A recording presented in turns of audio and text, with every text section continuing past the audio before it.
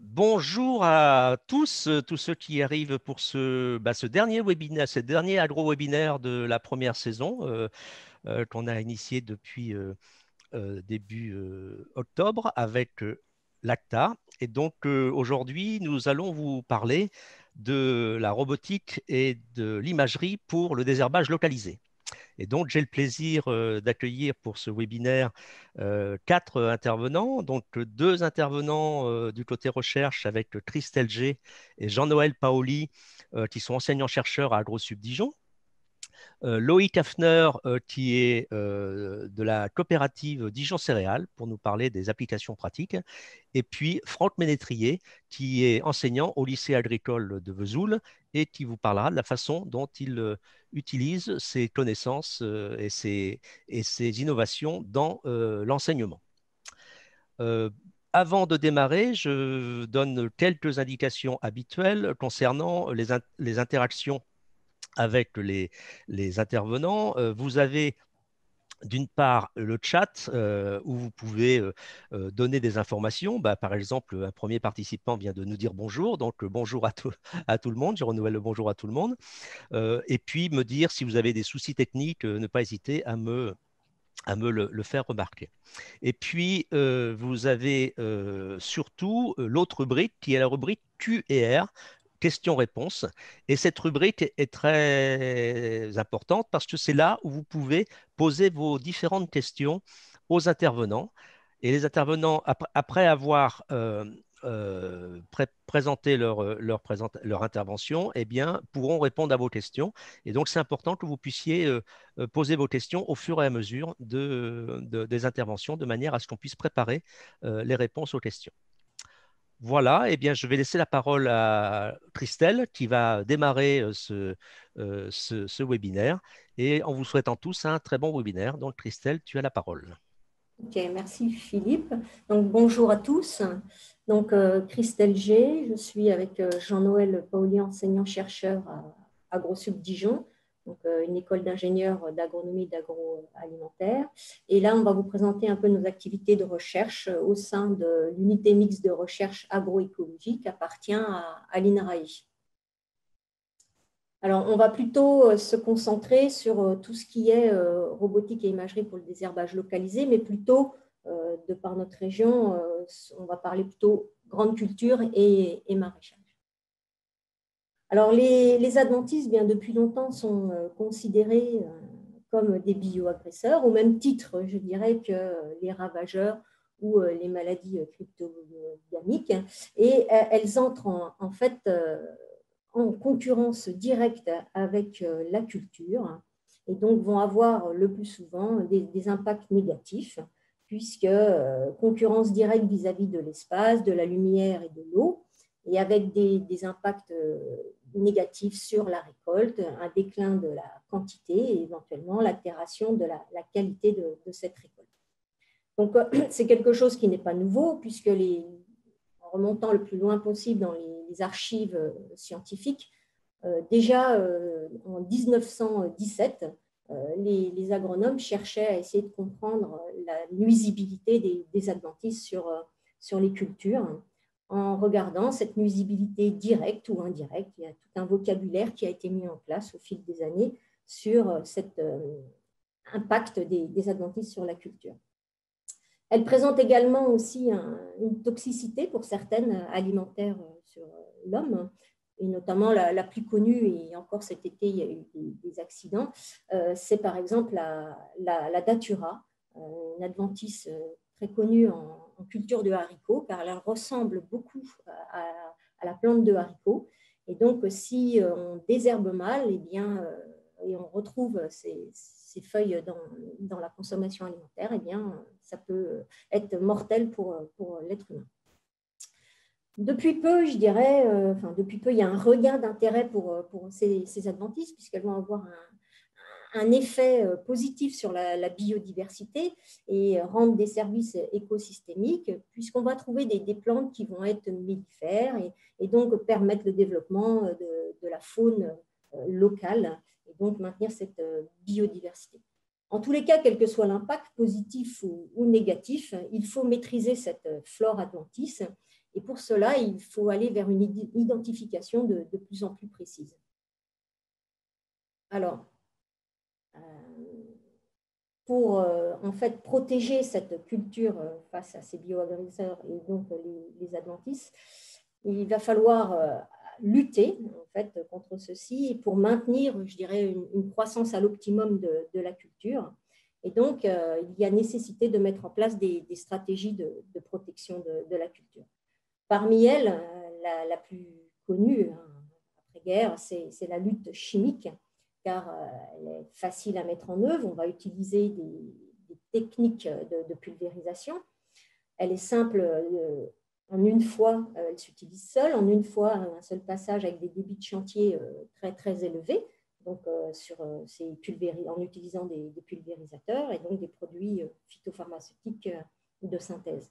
D'autres luttes existent, des luttes avec des méthodes prophylactiques ou des méthodes alternatives qui ont été jusqu'à présent utilisées à moindre escient et maintenant, je dirais, avec une agriculture en pleine mutation et en transition vers l'agroécologie, on essaye de mettre en avant ces autres méthodes alternatives ou prophylactiques en réduisant cette pulvérisation, l'utilisation de cette pulvérisation, puisqu'on voit l'apparition de résistance chez les adventices, d'énormes problèmes environnementaux et sanitaires, et puis des coûts économiques de plus en plus élevés.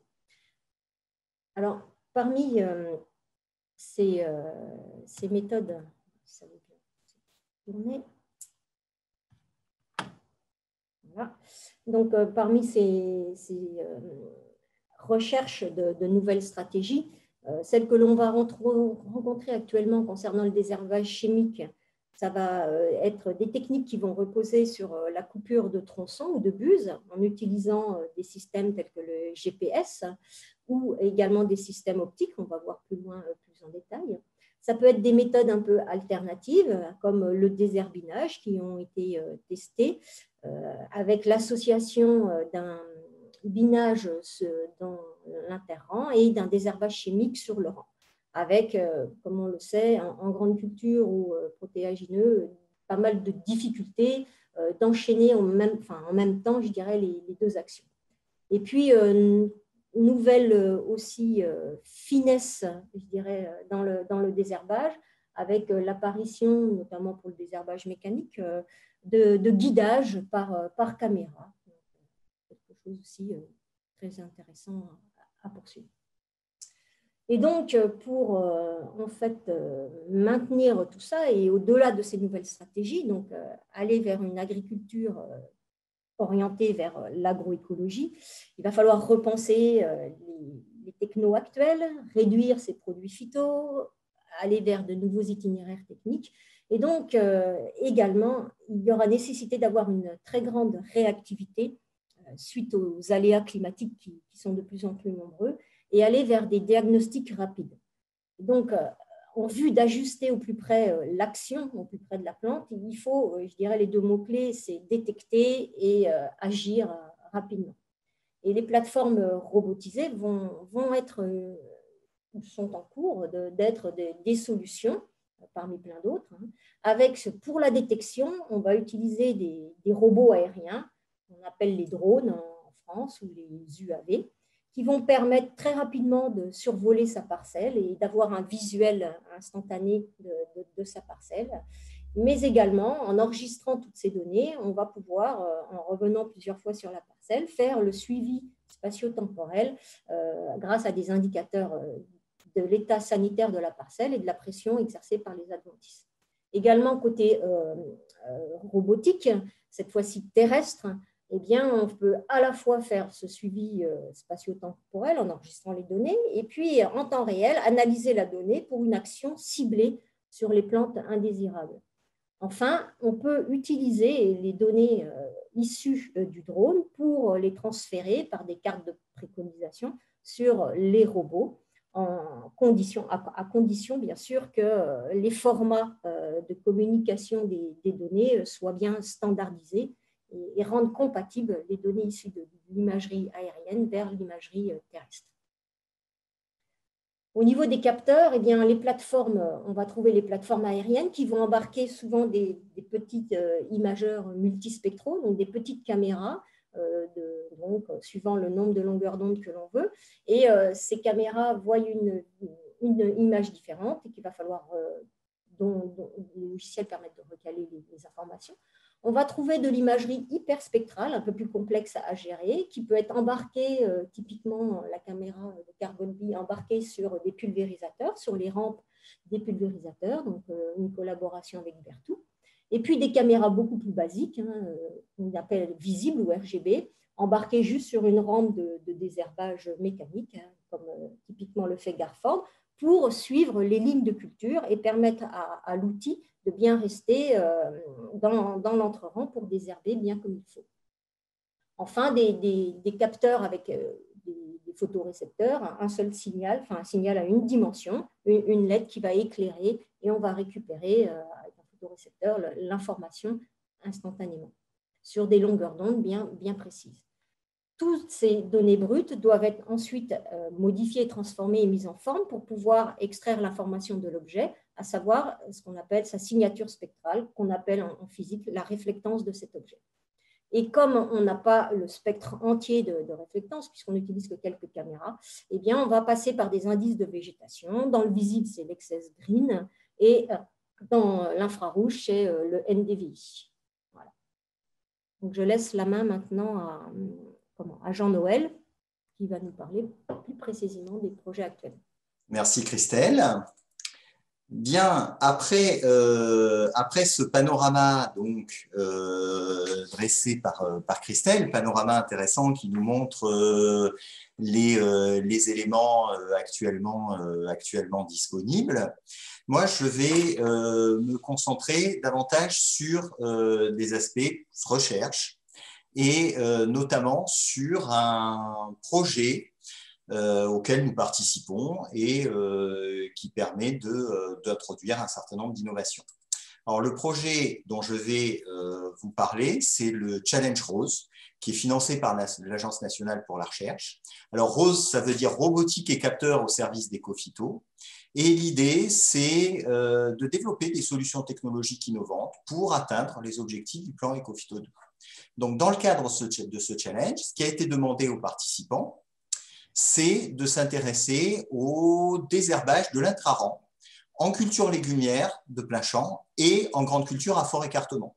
Bon, grosso modo, là, dans le cadre de ce challenge, les parcelles sur lesquelles on travaille, il y a surtout du haricot et du maïs, avec également un certain nombre d'adventices autour qui sont soit naturels, soit semés pour les besoins du dispositif expérimental. Et donc, il y a 4 consortiums en compétition, disons, co-engagés dans ce dispositif. Les 4 consortiums sont donc évalués sur le même site, qui est un site expérimental, une parcelle de 4 hectares, donc qui est situé sur le domaine de l'INRAE à Montaut, dans l'Allier. Alors, c'est un dispositif qui dure 3 ans. Donc, au cours des 3 ans, les différents consortiums sont évalués sur différents challenges. Donc là, on a passé 2 challenges. Il y en aura sans doute un l'année prochaine. Voilà.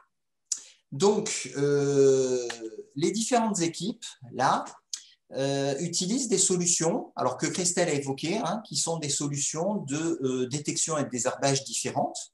Alors, certains consortiums, au niveau de l'acquisition, certains consortiums sont sur des dispositifs classiques, des caméras rouge, vert, bleu, d'autres sur du multispectral, donc avec 6 longueurs d'onde différentes, dans le cas que je vais vous présenter.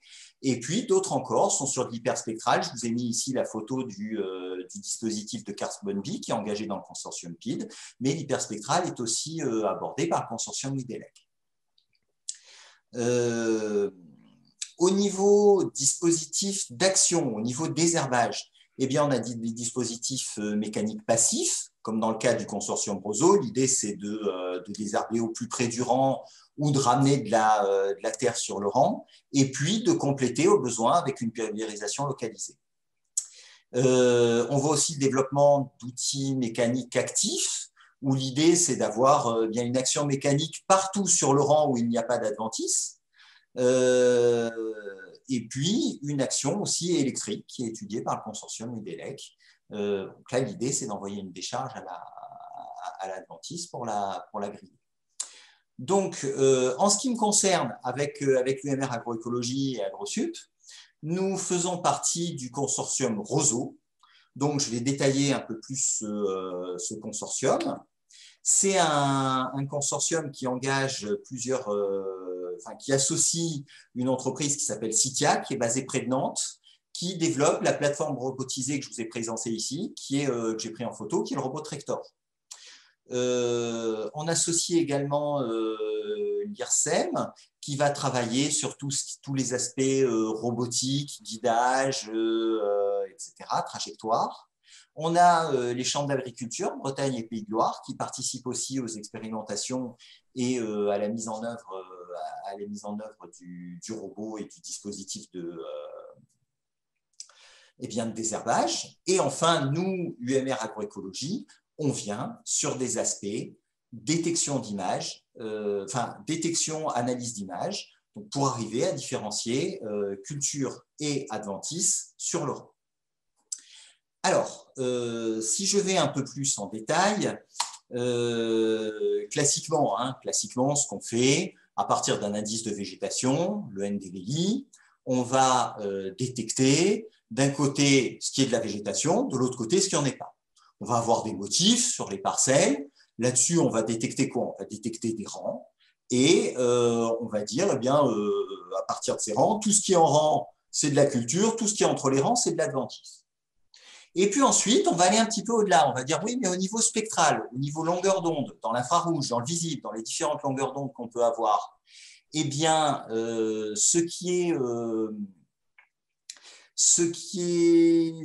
y a une signature majoritaire dans le rang, il y a une signature majoritaire dans l'interrang, ben ça nous donne une signature de ce qu'est la culture, de ce qu'est l'adventice. Eh bien, on va utiliser ça pour retrier. Et sur le rang, on va arriver à différencier en partie culture et adventice.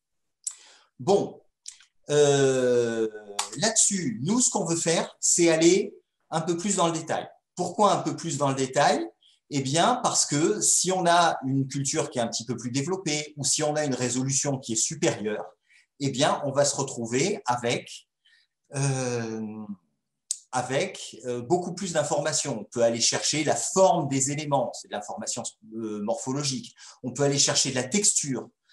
Et on a énormément de critères qui sont disponibles. Et nous, ce qu'on va faire, c'est essayer d'avoir les critères optimaux. Voilà. Alors, ça, on va l'appliquer en particulier dans le cadre du challenge au désherbage sur le rang. Alors, la chaîne de traitement classique, c'est on prend les images, on part d'une image brute, on arrive à une image de culture et d'adventice séparée. On a quoi? On a des traitements de base sur l'image, on a de la segmentation, c'est-à-dire séparer culture et adventice, et puis on a un ensemble de critères de classification qu'on va utiliser pour trier les éléments qu'on a identifiés. Aujourd'hui, il y a une approche qui se développe beaucoup, c'est l'intelligence artificielle, c'est deep learning, pour passer directement d'une image pré-traitée à une image classifiée. Ce n'est pas l'approche qu'on a eu envie d'aborder. Pourquoi? Parce que c'est une approche qui demande énormément d'images pour l'apprentissage, d'images sur lesquelles on va faire une vérité terrain assez lourde. Et nous, on a eu envie d'introduire ces aspects-là, mais avec moins de besoin d'apprentissage, moins de vérité terrain. Donc, qu'est-ce qu'on va faire? On va essayer d'optimiser la segmentation et la classification avec différents aspects que je vais vous présenter. Voilà, donc il y aura 3 étapes, étapes 1, 2 et 3, que je vais détailler rapidement après. Alors, étape 1, pré-traité. Le problème, c'est que quand on a une image comme ça, on n'arrive pas à... les images brutes ne sont pas superposées. Pourquoi? Vous le voyez bien, parce qu'on a 6 objectifs côte à côte. Enfin, disposés en damier. Et c'est très marqué en proxy détection, beaucoup plus que vous êtes sur un drone, que si vous êtes sur un drone, parce que vous êtes beaucoup plus près de votre cible. Donc là, il y a un premier travail qui consiste à réaligner les images et puis même à les retordre un petit peu pour qu'elles se superposent bien pour tenir compte des aspects perspectives. Ça, c'est le premier aspect. Le deuxième aspect, eh bien, on vous a parlé du NDVI, c'est l'indice de végétation classique, mais il y en a énormément. On en a recensé en première approche 89. Donc voilà ces indices. c'est des combinaisons, hein, toujours de longueur d'onde, de ratio de longueur d'onde. Ben, l'idée, c'est de les optimiser en ayant en travaillant sur les coefficients. Puis il y a peut-être des combinaisons spécifiques à trouver par rapport à notre situation. Ça sera toujours des combinaisons de longueur d'onde, mais elles seront spécifiquement adaptées à ce qu'on veut faire. Donc là, on a un dispositif, on a une méthode d'apprentissage avec des réseaux de neurones, avec du deep learning, avec un apprentissage supervisé, mais qui nous permet d'avoir les meilleurs indices. Problème, je vais aller un peu plus doucement là, sur cette diapo-là. Le problème, c'est que c'est bien, vous avez des indices, vous séparez le sol et la végétation. Mais qu'est-ce que vous avez au résultat? Vous avez parfois des feuilles, parfois des bouts de feuilles, parfois des amets de végétation, parfois juste une plante. Et ça, derrière, vous voulez avoir des indices, des méthodes de discrimination qui sont basées sur la forme, sur la texture, etc. Mais comme vous n'avez pas les mêmes objets en entrée, vos indices ne fonctionnent pas. Parce qu'une feuille n'a pas la même forme qu'une plante, n'a pas la même forme qu'un amas de plantes. Donc, l'idée qu'on a introduite là, toujours à partir de réseaux de neurones, à partir d'intelligence artificielle, toujours effectivement par rapport à un apprentissage supervisé, c'est de dire, eh bien, nous, ce qu'on va faire, c'est qu'on va essayer d'apprendre à segmenter, à détourer spécifiquement des feuilles. Et une fois qu'on aura des feuilles, eh bien là, on pourra faire la différence, c'est mon étape 3, à partir des différents critères dont on dispose, entre des feuilles de culture et des feuilles d'adventice. Et ça sera beaucoup plus stable. L'idée qu'on a derrière, c'est que apprendre à séparer des feuilles, eh bien, en termes d'apprentissage supervisé, ça va nous donner quelque chose de, on l'espère, c'est en tout cas quelque chose qu'on doit montrer, de moins gourmand et de plus robuste que apprendre, partir de l'image de départ et apprendre directement à séparer culture et adventice avec une espèce de méga boîte noire au milieu qui doit prendre énormément, qui nécessite énormément d'apprentissage. Donc voilà, ça c'est une démarche qui est en cours. C'est des choses qu'on est en train de mettre en œuvre, de tester avec des images qu'on a acquises sur les parcelles de l'ANR Challenge au mois d'octobre dernier. Hein. Quelques petits retards, ça devait être au printemps dernier, mais il y a eu le confinement entre les deux. Donc voilà, c'est des choses qui sont en cours. Aujourd'hui, le désherbage, le désherbage localisé, ça reste une solution d'avenir avec beaucoup de choses en développement, des plateformes, des méthodes de détection, des outils. Et le suivi spatio-temporel, finalement, qu'on est en train de faire, peut être couplé avec tout un ensemble de modèles prédictifs aussi, pour aller vers des outils d'aide à la décision. Désherber ou non, quelle serait la date optimale, est-ce qu'on peut avoir une carte de préémergence pour l'année N+1 donc, beaucoup de choses qui sont voilà, en développement et beaucoup de perspectives pour l'avenir. Voilà, je vous rends la parole, donc je vais passer la parole maintenant à Loïc Kaffner pour Dijon Céréales. Merci, tu enlèves ton diaporama s'il te plaît, Jean-Noël, pour que Loïc puisse mettre le sien. Alors attends, je le fais, hop, voilà, donc Loïc, tu peux mettre ton diaporama et nous sommes à ton écoute. Bonjour à tous. Normalement, mon diaporama s'affiche correctement. Il faut le mettre en mode de dupliquer, mais dupliquer le diaporama, sinon on a tes deux diapos. C'est dans paramètres d'affichage, dupliquer le diaporama, voilà. Oui, là, il n'apparaît plus. Donc, je recommence le partage d'écran. Ça partage plus. Voilà. Là, peut-être mieux. C'est mieux. Tout va bien. On t'écoute. Donc, bonjour à tous. Donc, je suis Loïc Kaffner. Donc, je travaille dans la coopérative Dijon Céréales. Donc, alors, c'est une coopérative qui se situe en Côte d'Or, dont le siège est aux portes de Dijon. Donc, on exerce notre métier principalement sur la Côte d'Or et quelques départements limitrophes. Donc, notre métier principal, c'est de collecter des céréales auprès de nos 3600 adhérents. On est une coopérative d'un peu plus de 250 salariés et on fait un chiffre d'affaires de plus de 400 millions d'euros chaque année. Donc, nous avons divers métiers. Notre métier principal, ce sont les métiers du grain, donc la collecte, l'approvisionnement auprès de nos adhérents. Nous faisons également partie d'unions pour la commercialisation et l'achat de fournitures, des métiers dans la logistique, dans la distribution, de jardinerie, d'énergie, des activités dans la meunerie et également une activité dans les légumes. Donc moi, je travaille exactement au sein du service damier vert. Donc notre métier, c'est la recherche et le développement. Donc on recherche, on innove et on trouve des solutions agronomiques à proposer à nos adhérents.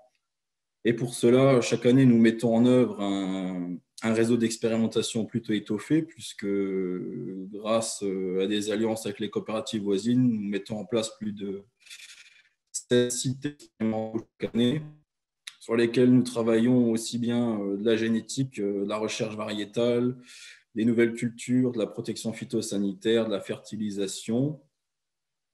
Nous mettons également en place depuis maintenant plus de 10 ans des plateformes pluriannuelles qui s'appellent Artemis et sur lesquelles nous avons pu travailler d'autres sujets tels que les rotations, l'agriculture de précision, le désherbage mécanique et bien d'autres thématiques encore. Donc, vous voyez que dans notre programme annuel d'essai, la lutte contre les adventices est un aspect plutôt assez important puisqu'il revient chaque année en numéro 1 des problématiques. Lutter contre les adventices, c'est pour déjà baisser cette nuisibilité directe sur les cultures et également gérer cette nuisibilité indirecte sur les cultures à venir et le stock semencier des sols. Tout cela en vue de préserver une marge économique intéressante pour nos adhérents. Alors, ce désherbage, il est de plus en plus compliqué au fur et à mesure des années. On s'en rend bien compte à cause du climat qui est toujours plus compliqué. On a également un phénomène de résistance assez important qui augmente au fur et à mesure des années. Par ailleurs, on a moins de solutions chimiques performantes également qui permettent de venir à bout des désherbages. On a également un risque qui est la disparition du glyphosate qui pourrait intervenir incessamment sous peu et qui pourrait nous poser certains problèmes, notamment des impasses. Également, on a une évolution des pratiques culturales telles que les TCS, l'agriculture de conservation des sols ou l'agriculture biologique, qui demandent à nous pencher sur de nouvelles techniques. Donc pour cela, on teste toujours des nouvelles familles chimiques. On travaille également l'allongement des rotations, l'introduction de nouvelles cultures, la maîtrise technique de ces nouvelles cultures et bien sûr leur valorisation pour chercher des débouchés. Nous travaillons également l'agriculture de précision, la modulation intraparcellaire, la fertilisation intraparcellaire localisée et ajustée. Et depuis plus de 10 ans, sur les plateformes Artemis, nous travaillons le désherbage alternatif. On a été doté depuis 2009 d'une bineuse avec un guidage par caméra qui nous a permis de débroussailler pas mal le terrain à l'époque et d'en tirer certains apprentissages. Nous avons également travaillé un peu le désherbage électrique, le désherbage mécanique, qui est une part importante maintenant de nos axes de recherche. Donc, désherbage alternatif plus agriculture de précision nous ont amené à nous pencher sur la robotisation. Et à partir de 2017, on a eu l'occasion de faire un partenariat avec la société Nayo Technologies qui commercialise un robot autonome destiné au désherbage des cultures. Donc, nous avons établi ce partenariat. On nous a livré un prototype quasi fini à son arrivée, qui nécessitait néanmoins quelques réglages encore. Donc, c'est une machine qui est conçue pour le désherbage des cultures maraîchères en planche. C'est une machine qui pèse environ 700 kg, qui est totalement électrique, qui est dotée de 4 roues motrices et directrices, qui lui donne une assez bonne traction et surtout une maniabilité très intéressante. Cette machine est alimentée par des batteries et permet une autonomie d'environ 4 heures de travail. La vitesse d'avancement de ce robot est de 4 km/h. Alors, au-delà de 5 km/h, il serait lié à une réglementation un peu différente. C'est pour ça que sa vitesse est bridée à 4 km/h. Et cette machine est guidée de façon autonome via un GPS RTK qui permet à la machine de se déplacer, de se repérer dans la parcelle. Et l'outil qui est sous le robot est lui guidé grâce à une caméra RGB, type caméra que vous avez sur les bineuses Garford. Donc, notre partenariat visait à tester le robot en maraîchage en vue d'évaluer ses capacités en grande culture, puisque les grandes cultures, ce sont quand même le cœur de notre métier à la coopérative. Donc, on a essayé ça. Donc, j'ai normalement une petite vidéo que je peux vous faire passer pour juger un peu du travail que ça peut effectuer.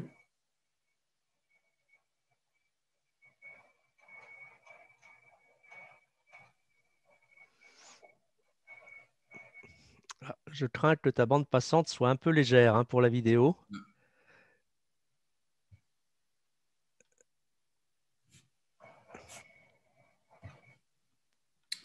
Bon, bah, peut-être vous avez vu la vidéo ou pas. En tout cas, c'est une vidéo qui montre le travail du robot sur une culture de salade en place où on peut juger un peu du travail effectué, notamment avec le désherbage au plus près de la plante qui est en place. Donc, on avait évalué le travail de Dino sur le maraîchage. La qualité du travail est tout à fait satisfaisante. On a un travail qui est à peu près identique, voire meilleur que les outils qu'on connaît classiquement chez les maraîchers. Le guidage du robot et des outils est, lui, tout à fait performant. Il n'y a rien à reprocher là-dessus. Le guidage RTK est précis. Le guidage des outils via la caméra RGB est totalement opérationnel puisqu'il a été, le robot a été développé sur cette culture. Motricité et maniabilité, rien à reprocher. Le fait qu'il y ait 4 roues motrices et directrices, c'est très intéressant pour la traction comme la maniabilité en bout de parcelle. Une autonomie de 4 heures liée aux batteries. Alors ça permet d'effectuer environ 1 hectare à 1,5 hectare de binage par jour, suivant la configuration des parcelles. Ça peut être intéressant pour un maraîcher qui a souvent pas beaucoup de surface, mais qui est amené à revenir souvent sur les mêmes parcelles. Donc, biner 1 hectare par jour, ça peut être suffisant. Par contre, à cela, il faut ajouter le temps de recharge et de déplacement du robot du lieu de stockage vers le lieu de travail, qui est des fois pas négligeable. Alors, en ce qui concerne le fait de laisser la machine travailler seule dans un champ, je serais mitigé là-dessus parce que effectivement, elle peut travailler seule, mais il y a des fois quelques avaries sur lesquelles il faut pouvoir intervenir. Notamment quand vous avez beaucoup d'adventices, des choses comme ça peut vite bourrer entre les éléments de binage. Il y a des réglages des fois qu'il faut affiner. Les parcelles ne sont pas toujours ultra homogènes. Donc, c'est un peu compliqué parfois.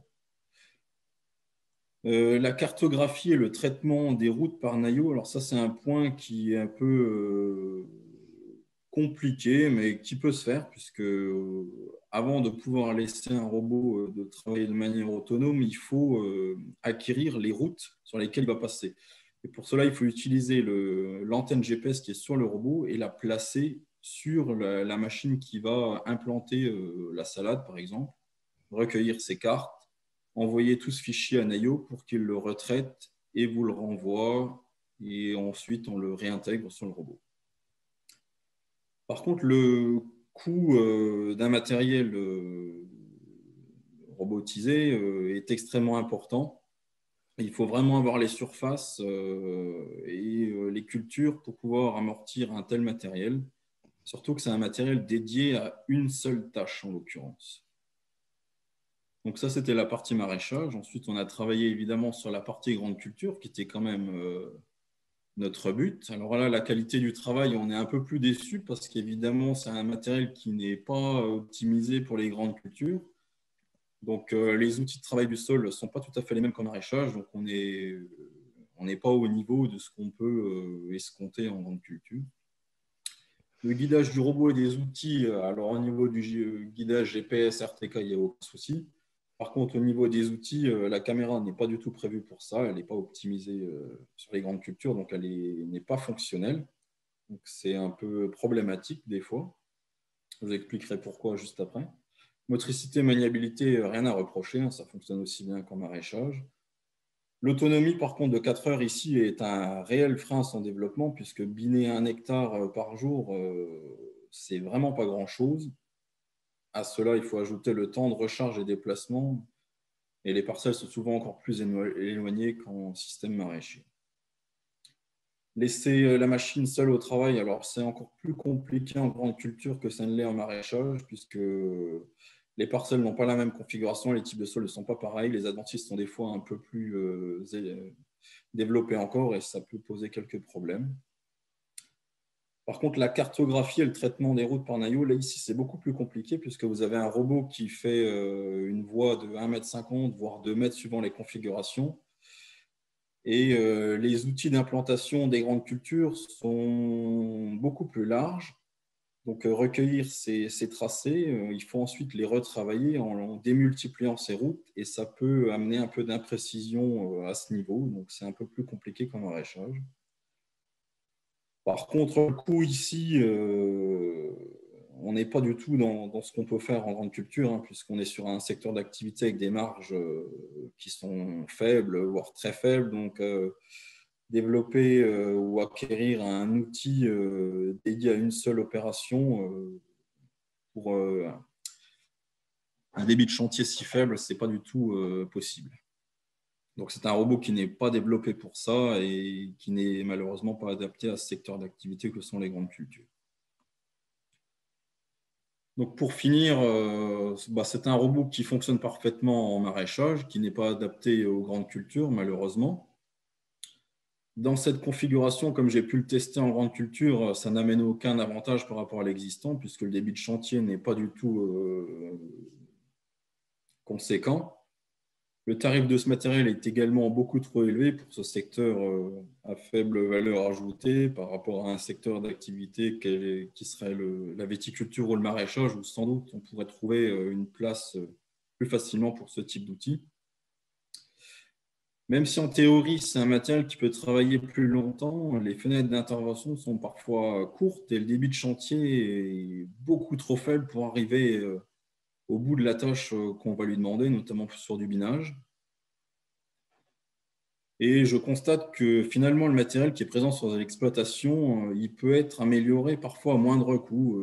Souvent, on voit des bineuses qui sont en parfait état dans les exploitations et on pourrait facilement l'améliorer en y ajoutant une interface autoguidée, des choses assez faciles à mettre en œuvre et qui pourraient satisfaire des besoins spécifiques. Enfin, je pense que l'avenir de la robotique en grande culture, il passera par des robots, mais qui auront une architecture bien différente, alors qui seront certainement beaucoup plus grands et qui seront capables d'emmener les outils qui sont actuellement à disposition sur les exploitations. Et ces outils, ils pourront sans doute être beaucoup plus automatisés. On pourrait avoir du capteur qui fait de la pulvérisation en temps réel, de la modulation de semis en fonction de l'état du sol, des choses comme ça.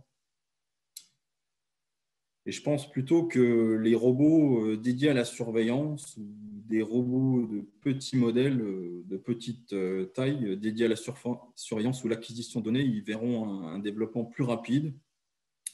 J'imagine que ces robots ils pourraient parcourir les parcelles, recueillir des informations, éventuellement les remonter, les faire traiter via un algorithme et proposer des solutions à l'agriculteur. Celui-ci, il va les valider, les corriger et les intégrer à un matériel performant qui exécutera la tâche, mais sous sa surveillance quand même, parce que je pense qu'en grande culture, on ne pourra malheureusement pas se passer de matériel de très grande envergure et je pense que l'intervention humaine ou au moins la surveillance est nécessaire à ce niveau.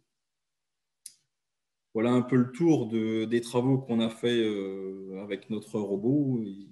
Je répondrai à vos questions s'il y en a par la suite et je vais laisser la parole à Franck pour la suite.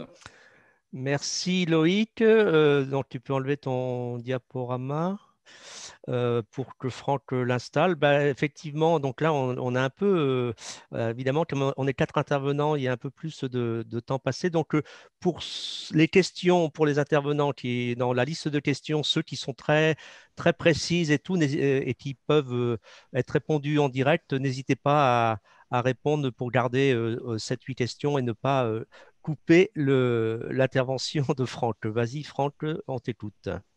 Bonjour à tous, donc je me présente, donc je suis Franck Ménétrier, donc je suis enseignant en physique-chimie au lycée agricole à Vesoul et j'ai développé d'autres compétences dans l'agriculture de précision.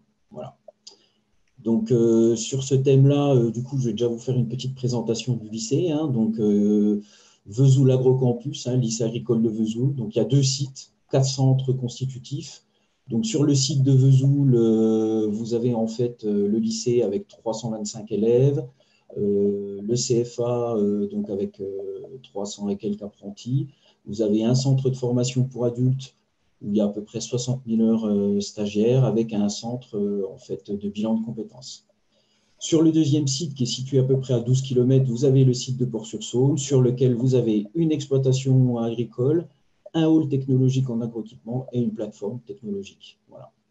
Donc, en fait, les différents domaines sur lesquels on enseigne, l'agroéquipement, qui est une grosse part au lycée, une partie production, une partie service aux personnes et aux territoires, et puis les filières générales. Alors, vous voyez aussi qu'avec la photo, on a un gros domaine aussi au niveau de l'agriculture et bien sûr tout ce qui est élevage. Voilà. Donc voilà, alors on est spécialisé, enfin une grosse partie quand même de l'enseignement se fait autour des agroéquipements. On a des bacs pro agroéquipement maintenance, on a un bac techno où on a un domaine techno agroéquipement, on a 2 BTS, un BTS génie des équipements agricoles, un BTS technique et services et matériel agricole, on a 2 CQP, conseil technique en clientèle, technicien de maintenance des matériels agricoles, on a contrat de spécialisation autour de l'utilisation des maintenances des matériels agricoles. On a 2 licences pro, management des activités commerciales, et puis maintenance et technologie, système pluritechnique. Voilà, donc pour l'essentiel au niveau du lycée. Maintenant, je vais vous parler de la partie innovation. Voilà, la réflexion, ça fait en fait quelques années, et on est assez avant-gardiste, où on enseigne sur la partie, on a créé des modules autour de l'agriculture de précision, mais en fait, on voulait améliorer nos supports pédagogiques, et pour ça, en fait, on a monté deux projets, mais en fait, un seul projet imbriqué l'un dans l'autre. Il faut savoir qu'au ministère de l'Agriculture, nous, en tant qu'enseignants, on peut bénéficier d'un tiers-temps. Donc, en fait, notre projet a été retenu, du coup, donc j'ai eu un tiers de mon temps pour travailler sur la partie robotique et numérique, des innovations dans les agroéquipements pour la transition agroécologique. Et vous voyez que briqués l'un dans l'autre, on a répondu aussi à un appel à projet Cofito 2, sur lequel, du coup, on était retenu, donc qui s'intitulait un peu sur le même thème. Voilà. Il faut savoir en fait que du coup en partenariat avec AgroSup Dijon et aussi avec une entreprise qui était spécialisée dans la partie drone. Voilà. Donc en fait l'idée c'était du coup au niveau du projet de développer une plateforme mobile autonome de pulvérisation localisée. Voilà. Il nous manque ce support pédagogique et on voulait être à la page. Voilà. Donc avec l'aide de l'équipe de Christelle G d'AgroSup Dijon, qui avait déjà travaillé sur une plateforme, on a du coup essayé de développer, je vous montrerai après, les quelques photos et les évolutions. On travaille sur l'élaboration d'algorithmes de détection depuis une vue aérienne et une caméra embarquée sur le robot. Publication des résultats expérimentaux aussi, sur les objectifs, et puis la création de supports d'information sur la pulvérisation de précision pour les agriculteurs, pour les apprenants de l'enseignement agricole et le grand public. Voilà. Donc, en fait, bien sûr, à travers ce projet, on voulait sensibiliser les apprenants sur le produire autrement, puisque, en fait, autour du ministère de l'Agriculture et de l'enseignement agricole, l'idée, c'est d'enseigner à produire autrement, d'intégrer les agroéquipements au service du produire autrement, et puis d'enrichir, bien sûr, les supports pédagogiques et renforcer la dimension du pôle agroéquipement. Alors voilà, je vous ai mis une version, en fait, sur sur les 5-6 ans d'évolution. On est parti au départ sur une version… alors, on voulait faire au départ que de la conception. C'est-à-dire qu'on voulait tout faire, nous, de A à Z, mais on s'est vite rendu compte que, en fait, on a rencontré plein de problèmes, mais c'est ce qui a fait aussi évoluer le projet.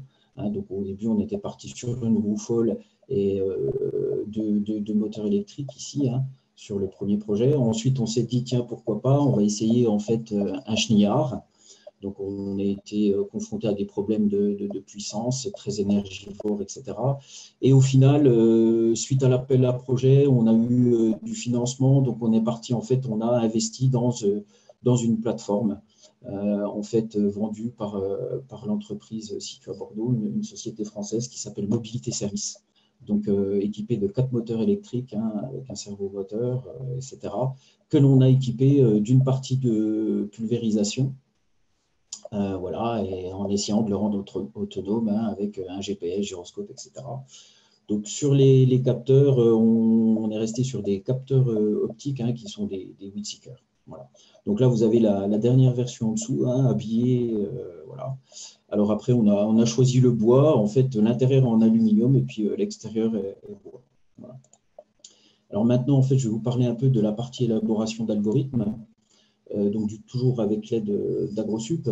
L'idée, en fait, de notre projet, c'est partir d'une photographie, alors qui peut être par drone, mais autre photographie, détection donc, et optimisation des trajets, réalisation donc d'une carte de présence de plantes non cultivées, afin de diminuer les produits phytopharmaceutiques, puisque là, on est sur plutôt de la pulvérisation localisée, mais pour l'instant de produits phytopharmaceutiques.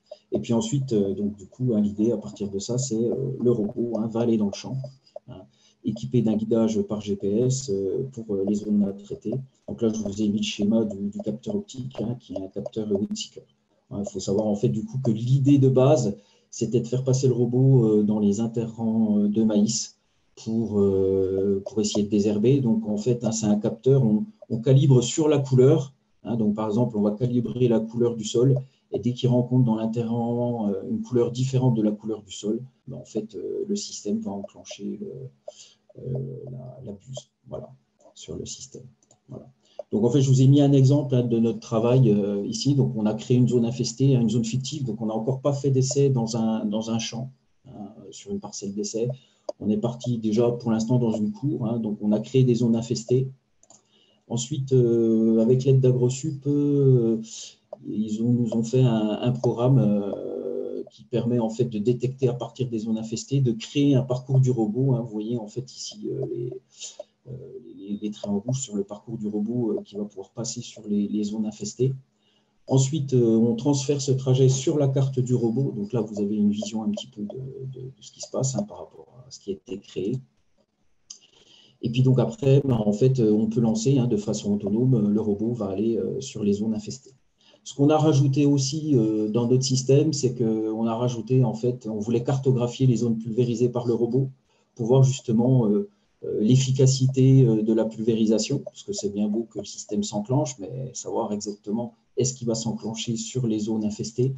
Donc on a mis en fait, sur la LED du capteur Weedseeker, on a mis une photorésistance avec encore un GPS qui va nous permettre, en fait, je vous ai mis un exemple de ce qu'on a fait sur les points rouges qui représentent les endroits où le système de pulvérisation s'est déclenché.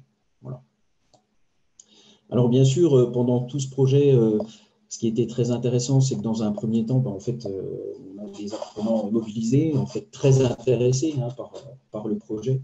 Donc, on a fait participer essentiellement les licences professionnelles sur toute la partie maintenance et technologie, puisqu'ils ont un projet tutoré. Donc, surtout, au début, on a voulu se mettre vraiment dans la conception. Donc, du coup, ils ont réalisé le cahier des charges, ils ont fait pas mal de mise en œuvre, de la programmation, un petit peu de programmation aussi. Et puis, on a fait participer aussi des classes du lycée, en fait, les CS tracteurs et CQP maintenance pour la partie soudure, il y avait le châssis, etc. Et puis, le système de pulvérisation. Voilà.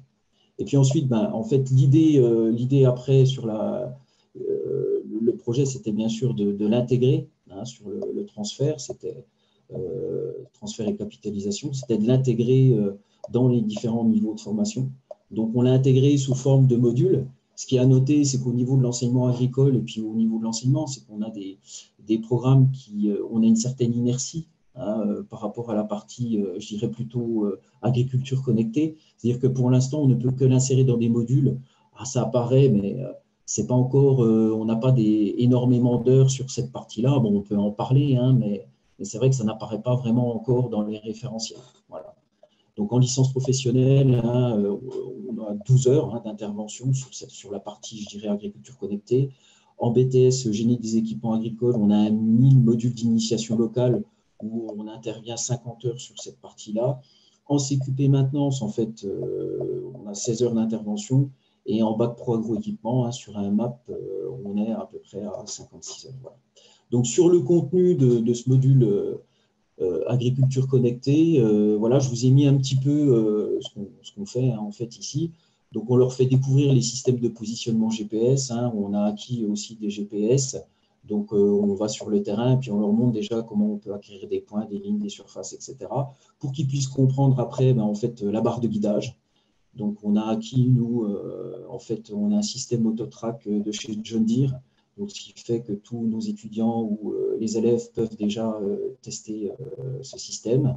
On a aussi la coupure de tronçon qui est utilisée à la ferme du lycée, et puis le système de modulation de dose. Voilà.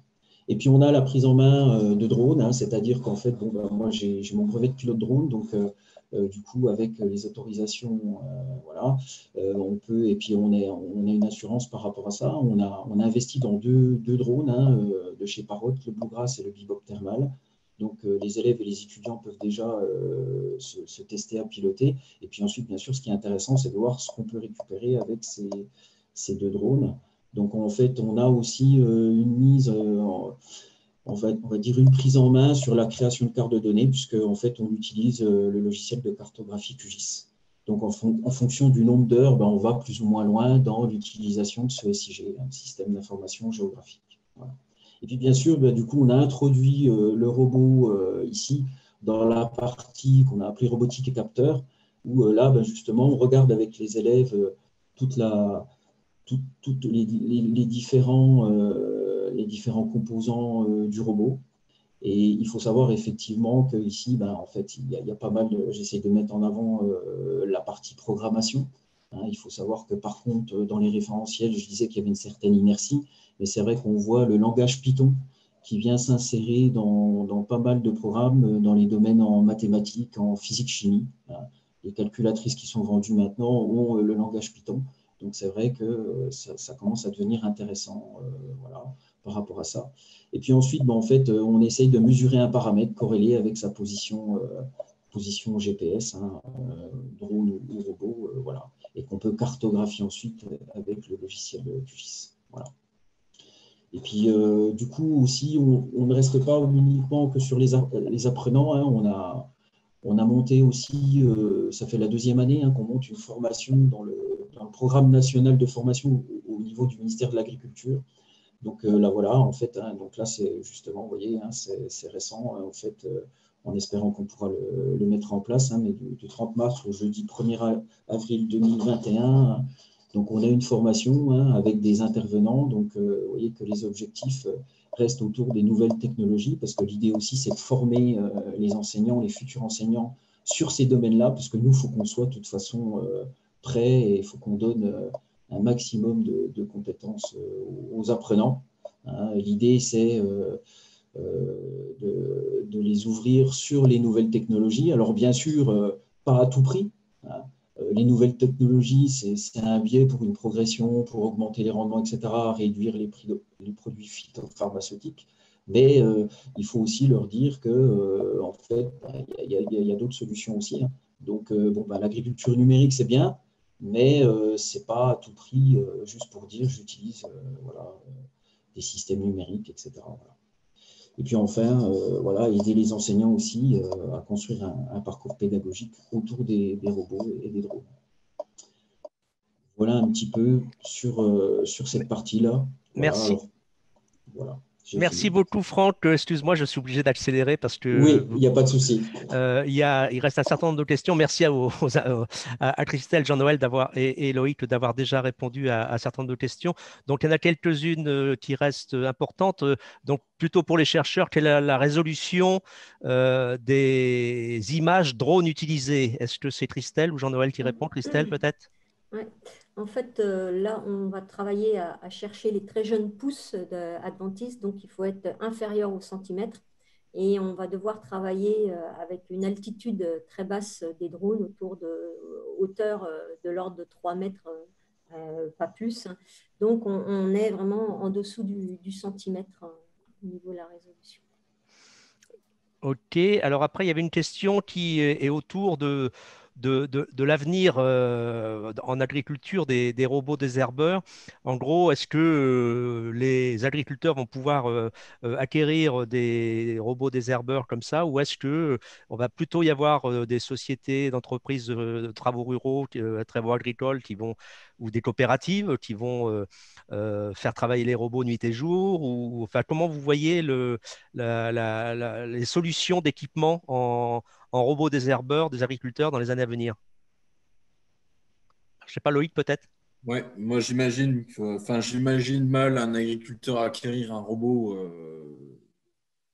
tout seul sur son exploitation, surtout que c'est une machine qui est ultra spécialisée. Donc ça serait plutôt par le biais d'entreprises, de travaux agricoles ou de coopératives, pourquoi pas. D'autant plus que c'est quand même une mécanique qui est un peu différente de ce que les agriculteurs connaissent actuellement, hein. C'est pas un tracteur et une bineuse, quoi. Donc c'est un métier un peu différent et je pense qu'il faut vraiment avoir envie de se lancer là-dedans. Moi, si je peux juste rajouter une chose, c'est que déjà, enfin, je ne les vois pas propriétaires des robots ou des systèmes, je vois plutôt une sorte de leasing. On est sur des systèmes qui sont en constante évolution et vu le prix du robot, etc., comme le soulignait Loïc, moi, je verrais plutôt du leasing aussi à côté, quoi. Voilà. Merci. Alors, en termes d'application, là, on a parlé surtout de grande culture. Il y a une question sur l'arboriculture. L'autre jour, on a parlé de l'arboriculture, en particulier surtout pour la protection phytosanitaire. Pour le désherbage, il y a des travaux et il y a des possibilités aujourd'hui. Enfin, ça doit être comme en viticulture, je suppose. Alors, je sais qu'il y a pas mal de travaux autour de la viticulture. C'est vrai que l'arboriculture, vu de ma porte, je vois peu ou pas de travaux là-dessus. Oui, en viticulture, il y a des petits robots de désherbage, hein, et donc commercialisés actuellement. Sur l'arboriculture, on peut imaginer la transposition, mais je ne sais pas s'il existe des choses commercialisées, quoi. Il sera un peu plus gros que le robot de désherbage en viticulture. Ok, écoutez, je voulais juste dire pour terminer qu'il y avait un participant qui nous a rappelé que il écoutait le webinaire pendant que son robot était en train de travailler. Donc, vous voyez que c'est la possibilité de la robotisation, c'est aussi de libérer l'agriculteur pendant que son robot travaille. Alors, il reste une dernière question qui a été posée dans le chat. Ne faudrait-il pas dissocier la partie porteur robot avec ses algos de guidage de l'outil intelligent spécifique? Qui veut répondre à cette question? Jean-Noël? Oui, alors pour ce que j'en sais, hein, c'est souvent le cas. Enfin, en tout cas, nous, dans le cadre du projet que j'ai présenté, par exemple, toute la partie robot et trajectoire du robot est développée d'une part, et puis la partie détection des adventices sur le rang et éventuellement derrière ce qui serait un guidage d'outils ou un déclenchement de pulvérisation localisée, c'est une autre branche, c'est un autre algo, c'est autre chose.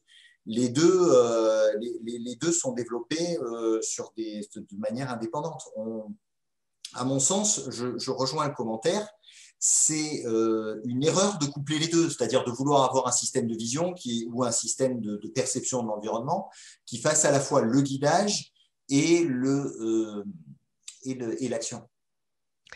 Merci. On va être obligé d'arrêter. Bon, une toute petite question. Il y a alors c'est peut-être un étudiant, je ne sais pas, ou un enseignant qui demande les possibilités pour les étudiants d'agronomie de travailler avec l'équipe de recherche d'AgroSud Dijon. Donc, en gros, c'est est-ce que vous prenez des stagiaires, est-ce que vous prenez des étudiants, enfin, quel profil d'étudiant vous intéresse? Est-ce que c'est des gens qui ont plutôt fait agrotique de Bordeaux, Montpellier, ou agroéquipement de Dijon, ou d'autres? Non, donc, classiquement, là, les dernières années, j'ai pu prendre des gens de Rennes qui étaient des pures productions végétales. Et puis, on va dire sur le traitement de l'image, c'est nous qui allons traiter séparément cette info et eux vont l'exploiter à des fins agronomiques pour développer des OAD et faire cette interprétation agronomique de la donnée. Donc, non, non, pas de souci. Le prochain stagiaire vient d'un master agroécologie, donc voilà, et avec une fibre pour les nouvelles technologies. Mais, voilà. Ok, donc très ouvert. Bercy, il est 14 heures. Nous avons l'habitude de terminer à l'heure. Et donc, merci aux intervenants, merci aux participants. Et n'hésitez pas à aller sur le site Agrignum, webinaire Agrignum Acta, pour avoir bientôt affiché le programme de la prochaine saison, toujours sur agroéquipement, agriculture numérique et agroécologie, qui démarrera à partir du 12 janvier. Donc, à bientôt, vous serez informés de ce nouveau programme. Merci encore à tout le monde et bonne fin d'année et bon congé de Noël pour ceux qui en prennent. À Et merci bientôt. aux organisateurs. Merci à Merci, tous. merci à vous. Bonne fête de Allez, fin au d'année. revoir. Au Au revoir. Au revoir. revoir. Au revoir. Au revoir.